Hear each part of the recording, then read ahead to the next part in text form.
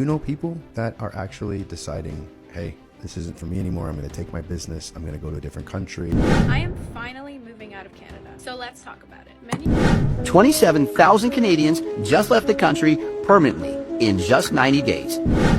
Canadians are leaving Canada at the fastest pace we've ever recorded, and nobody is talking about this. Here are the facts. In the last year alone, 120,000 Canadians have left. That's up 26%. Not paying close enough attention to is the number of Canadians that's actually leaving the country. Welcome back to Canadian Rant, the only place in this country where we say the quiet parts out loud.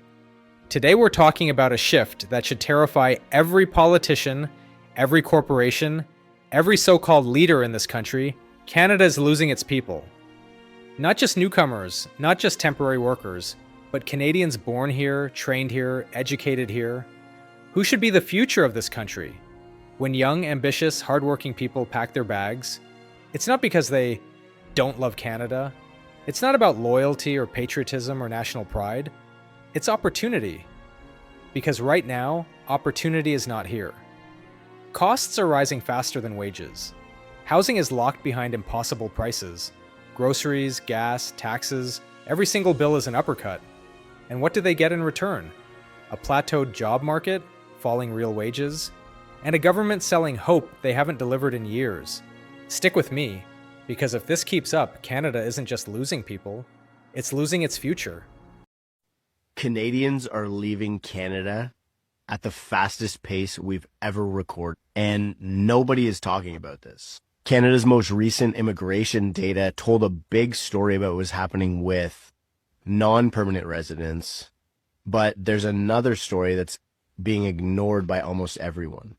And that's what's happening with immigration. This is Canadians leaving Canada, not just fewer people coming in, not international students leaving, and not non-permanent residents. More Canadians leaving the country than coming back in. And in Q3 2025, it hit a record high. This is hard data. It's being ignored by pretty much everyone. I haven't seen anyone else report on this. And it has massive implications for housing, for jobs, for GDP, and for Canada's long-term growth story. And again, almost nobody is talking about it. So in order to create the charts I showed you, you have to go to Statistics Canada's data. They have tables within the population release that they just did. And you click on the tables and you download the estimated components of international migration quarterly, which you can see here.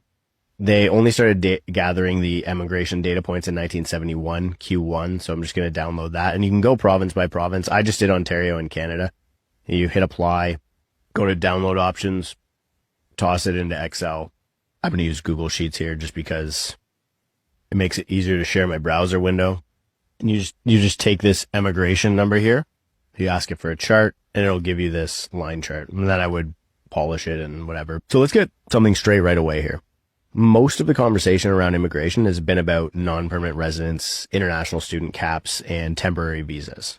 And all of those things matter, but they're only part of the story. Because according to Statistics Canada's data, Q3 2025 recorded one of the highest levels of emigration out of Canada that we've ever seen.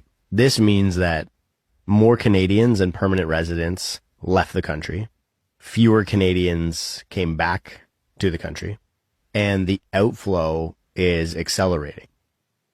So who's actually leaving? This isn't retirees cashing out to Florida. In fact, by and large, and I've covered this in the last couple of videos, those are the people who have stopped moving to the US and stopped traveling to the US. The data shows that this is disproportionately working aged adults, highly mobile, skilled, credentialed people who have their entire working lives ahead of them, and people who are in their prime tax paying years. These are the people who start companies, fill professional roles, buy homes. Do you know people that are actually deciding, hey, this isn't for me anymore, I'm going to take my business, I'm going to go to a different country, or I'm shutting my business down, I'm going to do something else? Yeah, way more than not way more. Before it was zero. Yes. Not only do I have multiple people, just 24 hours ago, a friend of mine sent me a message saying his buddy that runs a cattle farm north of Toronto, shutting it down, doesn't want to be here anymore, moving. I think he's going to Texas, and he's out. We have clients who've moved to Mexico. We have lawyers who tell us 5% of their business now, which they never anticipated, is just helping the Canadian clients they have leave Canada. I've just never, ever had that. That is risk capital that is leaving our country. What happens when risk capital leaves a country? You lose jobs. If you're not promoting people that are willing to put in capital and risk it and build businesses, then you are now taking that out so that the only thing left is just these conglomerates, these huge businesses, because that's the only people that are left. And the problem is then you just end up with a Socialism. effectively. I think that's scary. And when you say risk capital, like capitalism is the formation of capital. You take a risk with your capital. If you risk properly, you get rewarded. Yes. If you risk incorrectly or poorly, you lose. As you should. So we just don't have that happen anymore. So you basically lose capitalism. I hear this a lot, especially from liberals, that what are you talking about? Canadians aren't leaving Canada. Canada is fantastic. I don't know what you're talking about. Well, here are the facts. In the last year alone, 120,000 Canadians have left. That's up 26% from 2019. The vast majority of people that are leaving Canada are young, they're skilled, and they're in healthcare, tech, and trades. That's a massive brain drain in Canada. The reasons that they're leaving? Product and business investments are failing, and the GDP keeps shrinking every year. It's going to be very interesting to see what happens in the next 6 months, year, 2 years. Like the stats say, the majority of people that are leaving are the people that are paying into taxes and into the social services systems. If these people aren't paying and the people that are left in Canada are taking from the systems, who's going to be paying them? Carney and experts in the banking system are already saying to buckle up because it's going to be hard times ahead. Well, this is hard times. If there is a massive brain drain in Canada and people are not paying into the system, there's just going to be people leeching off of the system. And I know I'm going to get asked, what do we need to do from Canadians? You're at the precipice of running out of time to prepare. What you need to do is you need to be saving as much money as possible. You need to be getting alternative sources of income. You need to be investing. You need to be getting alternative sources of money like gold and silver. If you are able to leave, you need to leave Canada. You need to make a better life for your future and for your family. And oh my gosh, you need to pray, because the way that Canada is going right now is not good. It's really sad. As we watch Canada fall from afar, it is really sad. So we often talk about the unemployment rate, the temporary foreign workers program, but one statistic that we are not paying close enough attention to is the number of Canadians that's actually leaving the country. In 2024, StatsCan reported that about 104, or just shy of 105,000 Canadians left the country. Now, they are predicting in 2025 to see also that trend upwards. That is not a good thing. So they're citing for multiple reasons, and we know that. It is likely due to the high cost of living, the inability to find a job, weather.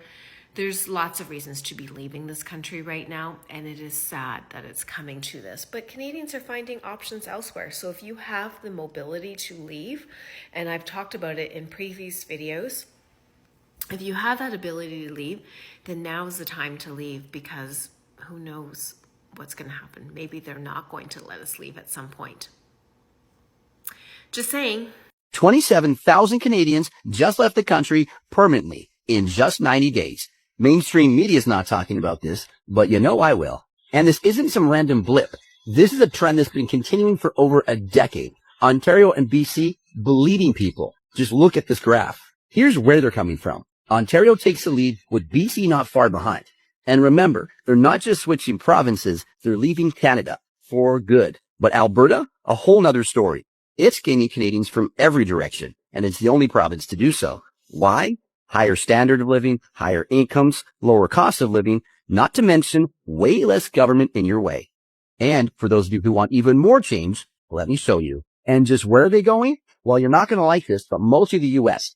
And for the same reasons a lot of people move to Alberta. More prosperity and economic mobility. Just think what all that wealth could do for our country had they stay here and not move to the U.S. Just think what that would do for our economy. If you've ever considered a big move out of your province or even our country, drop it in the comments. I'd love to hear about it. Guys, I'm seeing a lot of videos, a lot of posts, clips on social media about people, Canadians that are actually leaving or have left Canada, They either left 2 years ago, 3 years ago, some left 4 years ago, some are leaving right now.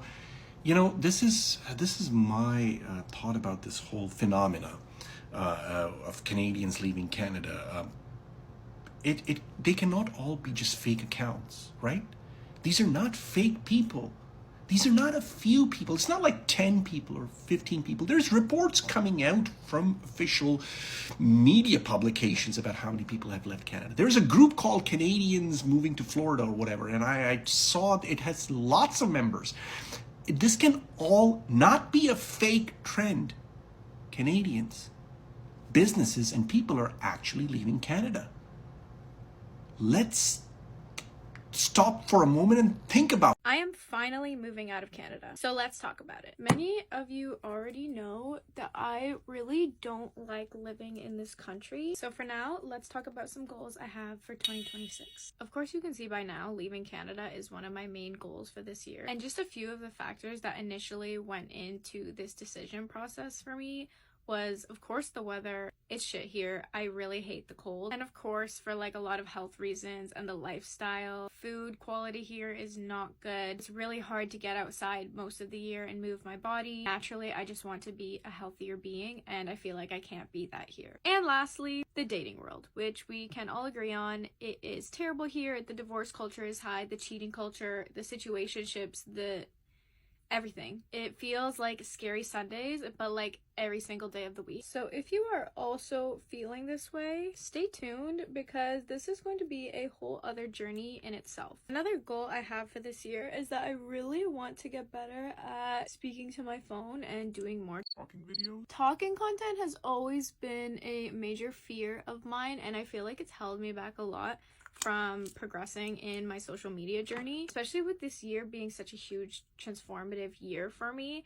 I feel like I'm gonna have a lot more to say. One of my third goals does go hand in hand with moving out of Canada, and that is to learn a new language. I've wanted to learn a new language for a really long time, and I feel like I'm committed now more than ever, especially with moving out of the country. I'm going to need to learn a new language for where I'm going. Another goal I have for this year is to be more consistent in the gym. I find that in the summer I'm way more active just because I can get outside and do different forms of exercise. I'm tired of feeling like trash half the year. I'm going to give myself as much grace as possible until it gets warmer outside, but hopefully once I move to a new country, I will be able to be more consistent because it will just be warm outside all year round. And of course I have many other goals for this year, but those are the main gist. And if you're wanting to follow along on my journey and hear more about my decision of moving out of Canada, stay tuned because we are going to divulge. Bye!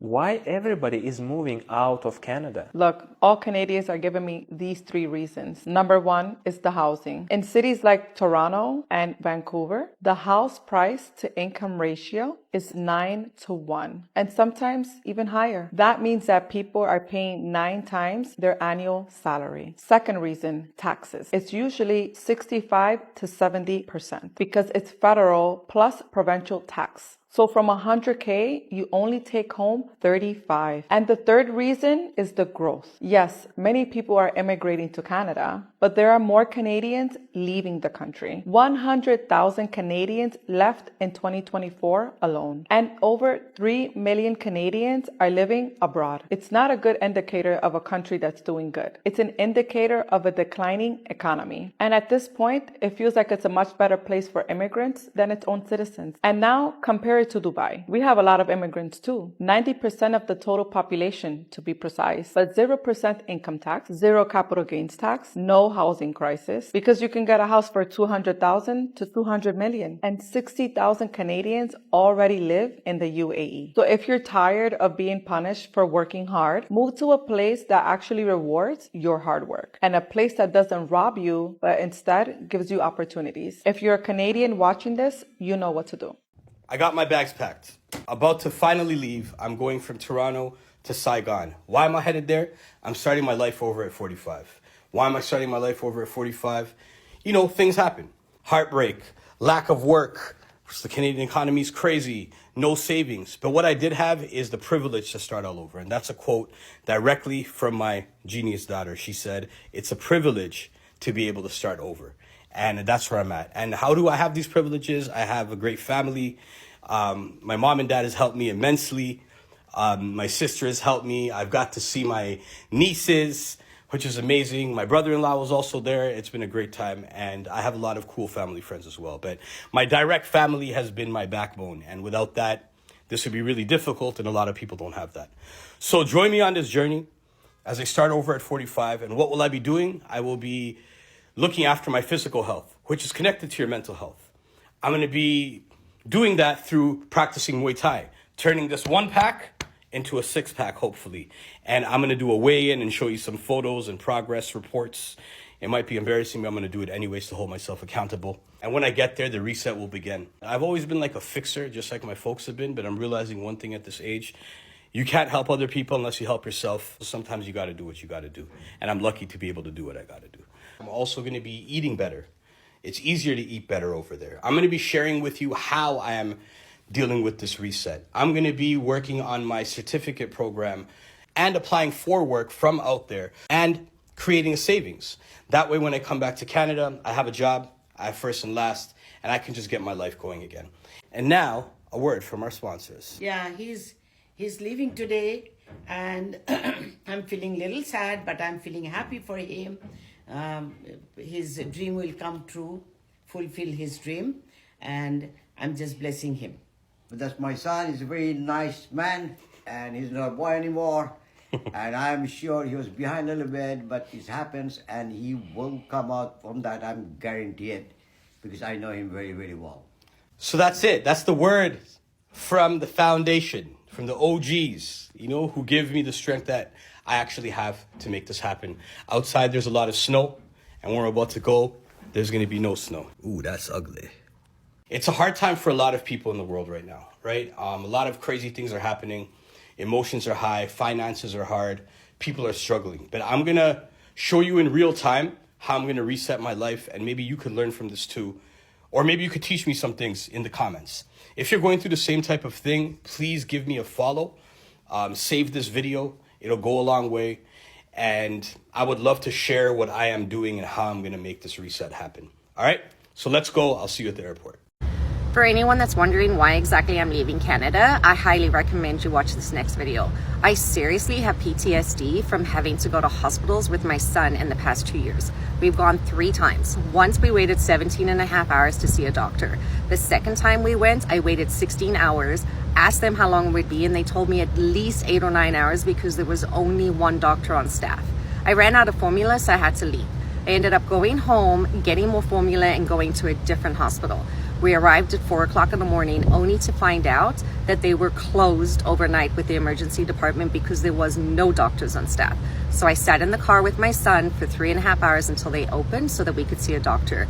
It is absolutely disgusting. I cannot keep doing this, and all because my family doctor could only see us in about 2.5 months. He's a baby. I am not going to risk my son's health because this country is falling apart. Something has to change. Healthcare workers nationwide, of course, there is no break from the intensifying strain on hospitals. And tonight, there are new signs of just how dire conditions really are. CTV News has obtained this video from inside a hospital in Ontario that has turned one of its bathrooms into a patient room. Yet another troubling indication of a health system that has long been the source of pride and is now increasingly turning into a source of shame. Our Critical Care series this week investigates the problems and examines solutions. CTV's medical correspondent Avis Favreau starts us off.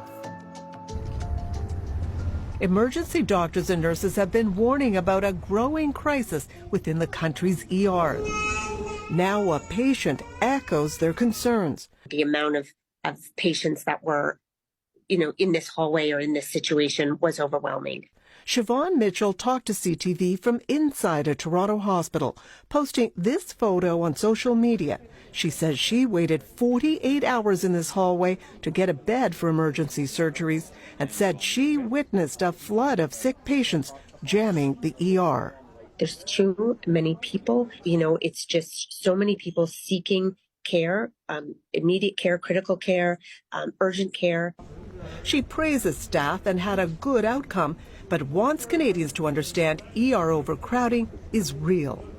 until you are in it, you don't really understand how desperate and critical it is. It's terrifying, it really is. Both urban and rural emergency units are facing great strain offering urgent care because of staffing shortages and a flood of patients. And a new study from BC, reviewed by this ER doctor, shows that since the dramatic drop in ER visits early in the pandemic, hospitals there saw a rebound that continues to grow, with more patients with more severe diseases, more of whom who need a hospital bed. It's what emergency physicians have been saying essentially since the summer of 2021 across Canada, that patients are sicker, the number of patients needing hospital admission are higher, and the challenge to that is that our hospitals are operating above 90% of capacity. Some hospitals are operating over 100%. Because hospitals are full, newly admitted patients wait in the ER much longer. Last year, hospitals reported 90% of those waiting in ER got a bed within 40 hours. This year, it's up 9 hours to 49 hours. And when admitted patients stay in the ER, there's no room for doctors to treat the incoming. We have to see patients in these unconventional spaces, like waiting rooms, like driveways, like closets, that patients don't expect, and they certainly deserve better. It's a crisis of supply and demand, not enough hospital beds for an aging and growing population, along with an exodus of nurses and doctors. Earlier this year, ER physicians in Alberta and BC sent out letters, some warning patients not to come to emergency, saying overcrowding was increasing the risk of medical errors. And there have been some deaths this year, like that of 37-year-old Allison Holthoff, who waited hours in the ER for care. But this paper warns there may be more that aren't visible. Using a formula, doctors came up with a preliminary finding for what they say is a hidden pandemic. Based on our population, you would find that over a year, somewhere between 8,000 and 15,000 patients are dying in Canada because of emergency department crowding. Earlier this year, Ottawa handed the provinces an extra $46 billion to start fixing some of the problems in healthcare, including ER overcrowding. But health workers we spoke to said there are no signs of improvement, with emergency physicians and nurses now calling for a national forum to start fixing this urgent situation. Omar? A situation that appears to be getting worse. So, Avis, is the issue that there isn't enough money, or that the money being spent right now isn't being done so effectively? Well, money is an issue in that you need more beds. We have an aging population, and we appear to have sicker people who didn't necessarily get care during COVID. So that's an issue. But I think the underlying point here is that this has been a problem that existed before COVID, and there wasn't a lot of planning for what we have now. And any corporation, any entity should be planning for what's needed. That's what we've got. Something shocking is happening in Canada right now. For the first time in decades, it's not just international students or temporary workers leaving. Citizens and permanent residents are packing up and moving out. In just the first 3 months of 2025, more than 27,000 people left permanently. Over the past year, that number has climbed past 106,000 Canadians gone. Why? The answers are everywhere. Unemployment is at a 9-year high outside of COVID, sitting at almost 7%. Economists are warning of a looming recession, while food, housing, and everyday life just keep getting more expensive. And the scariest part? The government looks unsure and unprepared, with no clear plan to stop the bleeding. So here's the real question. If Canadians themselves are losing hope and leaving, what future does Canada really have? Do you think Canada can fix this, or is the damage already done?